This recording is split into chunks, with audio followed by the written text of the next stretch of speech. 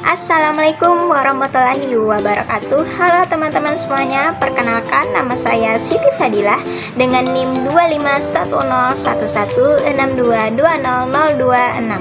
Saya dari kelas A2 jurusan Pendidikan Bahasa dan Sastra Indonesia, Fakultas Keguruan dan Ilmu Pendidikan Universitas Lambung Mangkurat.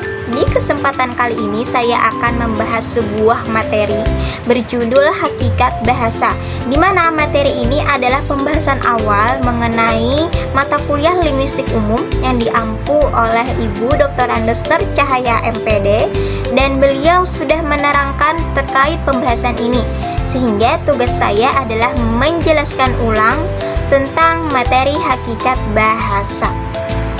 Baiklah teman-teman, materi hakikat bahasa ini ada 3 komponen dalam pembahasannya. Komponen yang pertama adalah mengenai pengertian bahasa.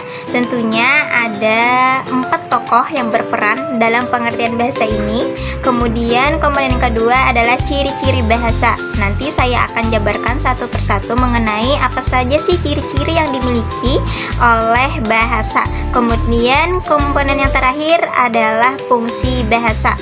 Dan fungsi bahasa ini ada 2 kategori. Kategori pertama menurut Financiero dan juga kategori yang kedua adalah menurut Halliday. Nanti saya juga akan menjabarkan satu persatu apa saja fungsi yang dimiliki dari masing-masing kategori tersebut. Baiklah teman-teman, saatnya kita akan memasuki komponen yang pertama, yaitu tentang pengertian bahasa. Tadi saya sudah katakan kalau pengertian bahasa ini akan melibatkan 4 tokoh yang berperan. Tokoh yang pertama adalah Carroll. Carroll ini dia mengatakan kalau bahasa itu adalah sebuah sistem yang berstruktural mengenai bunyi dan juga urutan bunyi yang digunakan sebagai sarana komunikasi dan juga pemberian nama terhadap benda-benda tertentu, kemudian peristiwa tertentu yang ada di dalam kehidupan manusia. Tokoh yang kedua adalah Ferdinand de Saussure. Ferdinand de Saussure ini dia mengatakan kalau bahasa itu adalah sebuah pembeda yang paling menonjol, karena teman-teman, manusia menggunakan bahasanya sendiri, dan bahasa ini adalah yang paling dominan untuk membedakan antara manusia dengan yang satu dengan yang lainnya, sehingga dia dikatakan sebagai bahasa itu merupakan pembeda yang paling menonjol, yang paling terlihat. Tokoh yang ketiga adalah Krida Laksana. Krida Laksana dia mengartikan kalau bahasa itu adalah sebuah sistem lambang bunyi yang arbitrer, teman-teman. Jadi tentunya ini akan digunakan sebagai sarana komunikasi, kemudian menjalin kerjasama dan juga mengidentifikasikan diri. Dan tokoh yang terakhir adalah William E. Havilland, di mana William E. Havilland ini mengatakan kalau bahasa itu tersusun dari sebuah kata-kata yang digabung, kemudian memiliki makna tertentu sehingga makna tersebut bisa dipahami oleh penuturnya atau seseorang yang sedang berbicara menggunakan bahasa tersebut. Sekarang kita akan membahas komponen yang kedua, yaitu tentang ciri-ciri bahasa. Teman-teman, ciri-ciri bahasa ini ada 12. Dan ciri yang pertama adalah bahasa sebagai bunyi.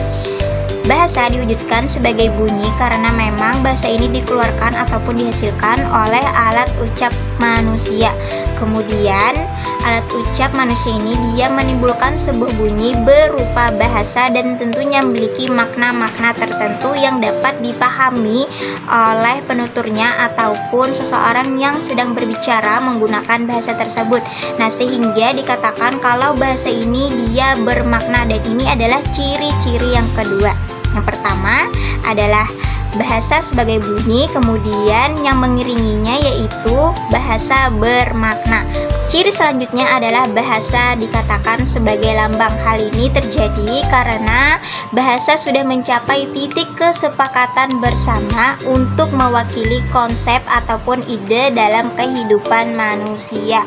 Kemudian ciri berikutnya adalah bahasa itu dikatakan bersistem, teman-teman.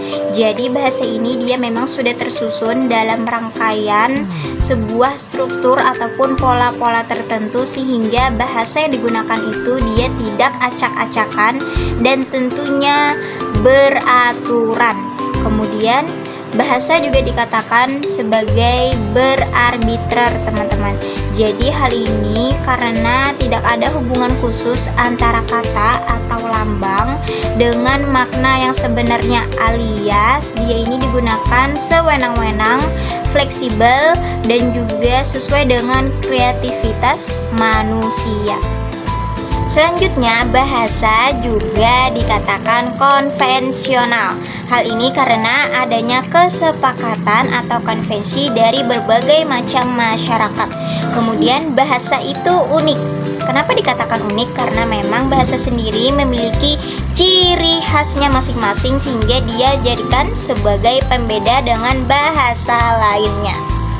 Bahasa juga dikatakan sebagai universal. Hal ini dikarenakan bahasa itu dia memiliki kata kerja ataupun kata benda yang sama, namun pembawaan bahasanya dia berbeda dengan bahasa-bahasa lainnya.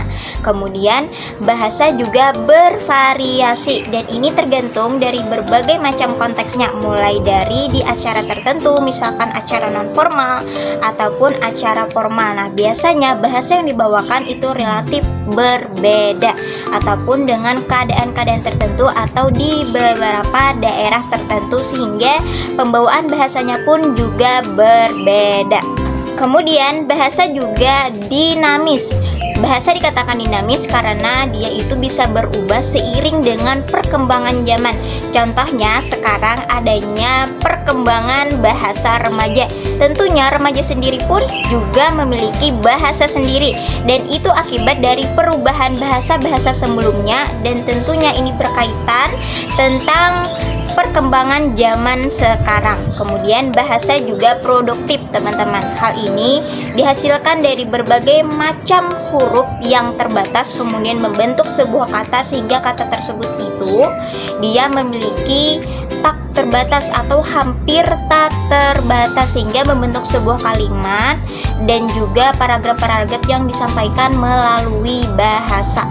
Kemudian yang terakhir ya, ciri yang terakhir itu adalah manusiawi. Jadi teman-teman, bahasa ini hanya dihasilkan ataupun dimiliki oleh manusia. Karena manusia itu dia memiliki tujuan dalam menyampaikan bahasa sehingga hanya manusia saja yang bisa menghasilkan ataupun menerapkan sebuah bahasa. Baiklah teman-teman, sekarang kita akan membahas komponen terakhir yaitu fungsi bahasa.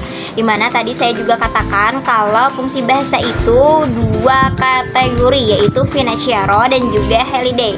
Dan saatnya kita akan membahas kategori pertama dulu yaitu tentang Financiero. Financiero ini ada beberapa fungsi. Yang pertama adalah personal. Personal ini adalah pembawaan bahasa untuk diri sendiri. Kemudian ada juga interpersonal. Tentunya ini lawan dari diri sendiri yaitu untuk sesama atau dengan manusia lainnya.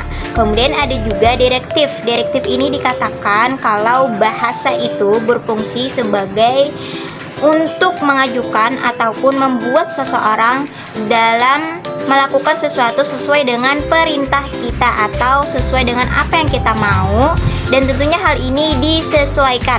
Kemudian ada juga yaitu tentang referensial. Referensial ini adalah perwakilan atau dapat diwakili sehingga sesuatu yang sedang diwakili itu dapat dibayangkan. Kemudian yang terakhir adalah imajinatif. Ya, imajinatif ini dikatakan kalau seseorang sedang berimajinasi kemudian dia membuahkan hasil melalui bahasa. Contohnya seseorang ketika dia mendongeng, nah kemudian dia menyampaikan lewat bahasa sehingga membuahkan hasil. Nah teman-teman, selanjutnya ada lagi kategori kedua yaitu menurut Halliday. Fungsi yang pertama adalah instrumental. Instrumental ini adalah penggunaan bahasa untuk memenuhi sebuah permintaan atau kebutuhan. Nah contohnya seperti seorang anak yang mengatakan kepada ibunya mau susu. Nah di sana akan ada penurutan oleh seorang ibu dalam memenuhi kebutuhan sang anak. Kemudian Fungsi yang kedua adalah regulatoris, di mana regulatoris ini adalah penggunaan bahasa untuk mengatur atau mengendalikan berbagai situasi yang tentunya sesuai dengan apa yang diucap oleh si penutur. Lalu fungsi berikutnya adalah intraksional. Intraksional ini adalah penggunaan bahasa untuk menjalin hubungan dan juga memelihara hubungan terhadap sesama manusia. Kemudian ada juga personal. Personal ini adalah untuk diri sendiri, di mana kita bisa mengekspresikan diri kepada manusia lainnya.